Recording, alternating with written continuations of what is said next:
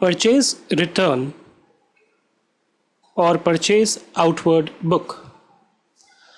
Now I guess the name itself is very clear to indicate what is being considered here. Now we saw about a purchase book in the earlier cases. So a purchase book basically used to record the purchases which were made by the company of material or goods on credit, right? Here basically assets were excluded, right? Now let's say suppose I purchase a box containing various apples. So let's say there were 100 apples in a box. But what happened was that 10 of the apples were rotten, right? Or maybe I wanted them on 1st April, but the person delivered it to me on 30th April. So I don't require them any longer. Okay? Or maybe I had requested for Washington apple, whereas the person gave me Kenur category of apples.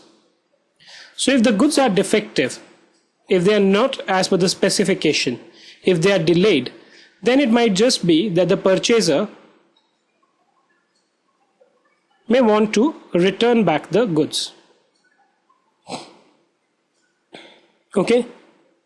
Now in this case, where these three conditions are satisfied, that if you've made a purchase of material or goods on credit and any of these things happen, what will happen is the purchaser may return the goods.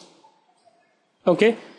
If the return happens once in a while, okay, so let's say in the entire year I just returned 5 times, right? And I made, let's say, 2000 times purchases. 2000 times I ordered apple and 5 times I returned. The number is not significant. So the person may not maintain a purchase return book.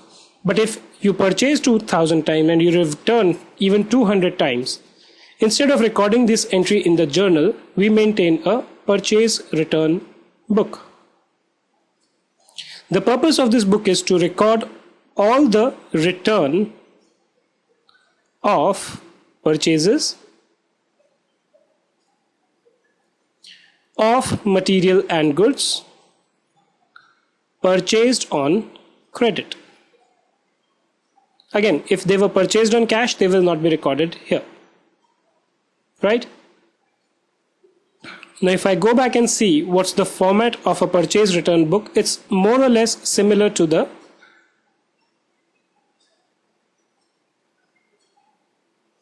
purchase book, purchase return book.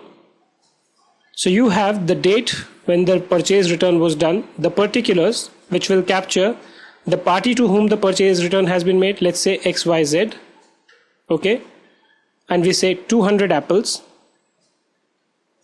of K category, right? Then you have a debit note column. Now what is this? When you return the goods, when you would have purchased the goods, you would have credited the account of the seller. So we pass an entry, purchase account, debit to the creditor, right? When you make a purchase return, you debit the account of the creditor, creditor account debit to purchase return. So for this debit, we raise a debit note on the creditor. Here basically instead of the invoice number, we put in the debit note, then the ledger folio, then the details of the transaction, let's say the gross price less trade discount, and then the net amount comes here,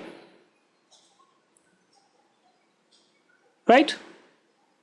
I hope you would have understood the concept of purchase return book. If there are any questions, you can post them either on the website iedubook.com if you are watching this video there, or on our YouTube channel. Thank you for being with us today.